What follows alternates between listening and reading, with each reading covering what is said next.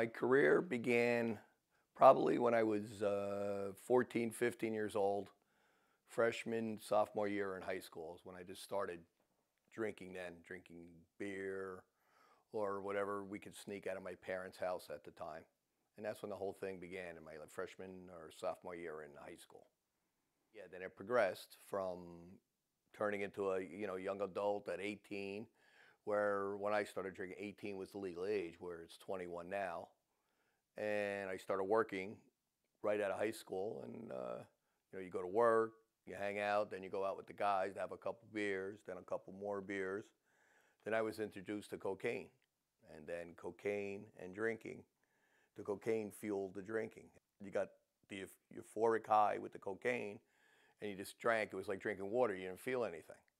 And then when it all stopped, that's when it made it worse. The low point is when I decided I had to stop. I was starting to have blackouts. It was a Thursday night. My wife was pregnant with Paul, and my oldest daughter was 9 months old. I was supposed to come home with pizza at like 6:30. I didn't get home until 9:30. And without the pizza, and I couldn't account for, those 2 hours of time. I later found out I was still at the bar, but I had the blackout and I didn't realize lack of time and not coming home. So that was actually the low point that I had, that I realized that I needed help. Be a good 10 years or so. More the alcohol, cocaine, maybe 5 years, 6 years. But alcohol was the biggest demon. Not that cocaine wasn't a big demon too. Going hand in hand, it's a bad combo. I went to Alcoholics Anonymous, AA. I started going there. I went for 6 months. And it got me on the right path. I got all my chips for the 30 days, 60 days, and all the other things. Then after 6 months, I felt like the AA was a little cult feeling to it. And I thought that I would take it from there and go on my own. But I would never tell anyone whatever it takes for them to become sober. It's different paths. I thought after 6 months that I was going to do it on my own after that. And it worked out, and I've been good. But if someone wanted to stay in AA, that's their choice. That was just my feeling on it. AA was a great thing. It got me started on the straight and narrow. And so I would never talk bad about it. It'll be 25 years this December. So it's been a long time. It's like when people ask me, hey, Paul, how do you do it? Well, I said it's a struggle, but it's the best thing you can do for yourself. The primary thing about getting sober is you have to concentrate on yourself and yourself only. And once you get yourself sober, everything around you will fall into place. Your family, your friends. And then if they don't fall back in place, your friends and your family was a bad mix. I was lucky. I had a great family who stuck by me, and all my friends stuck by me, and they realized what I had. And it's a great thing. The world doesn't end without you having a drink in your hand or, doing a line of cocaine. The world doesn't end. You really can survive and have fun without doing the two.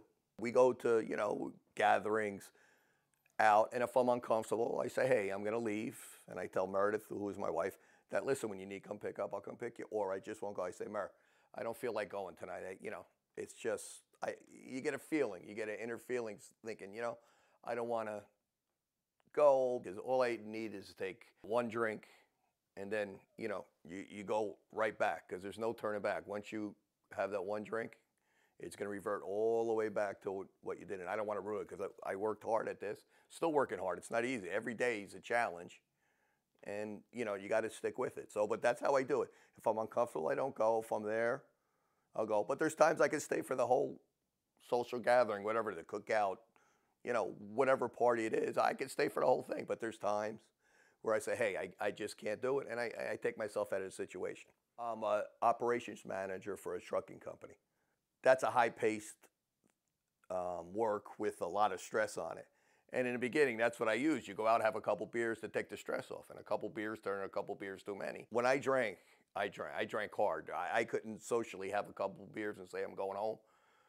I had a couple beers too many, or a couple bottles of wine too many, whatever the choice of the drink was. I could never modify. It was always going hard, whatever I did, 110%. And that was obviously a downfall. Obviously, my family, my kids, work, being in jail. You know, bad things happen when you're drinking and driving. I could have got, DWI, all that stuff. But my main thing is obviously myself and my family. Without that, and my friends, but myself and my family, without a doubt, keeps me on the straight and narrow.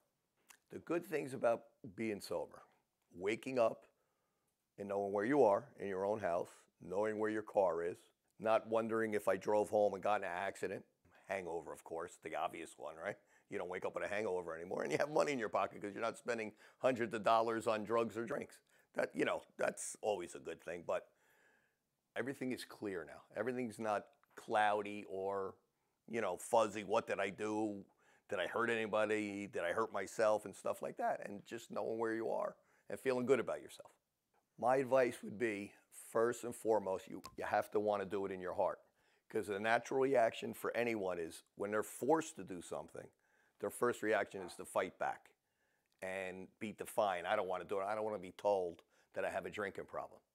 But you have to realize in your heart that I have a problem. And your main thing is get yourself clean. Yourself. You have to focus on yourself and yourself only. It sounds selfish, but that's the only way you can do it. And once you get yourself sober, if you have your friends and your family that are waiting there, everything will come together and it will work out. Does it work out all the time? No, of course. Nothing's 100%, except death and taxes, of course. But it does. If you get yourself clean, usually everybody around you, if they love you and want to be with you, everything will come together and it'll all fall into one big circle and everything will work out. Everything will work out.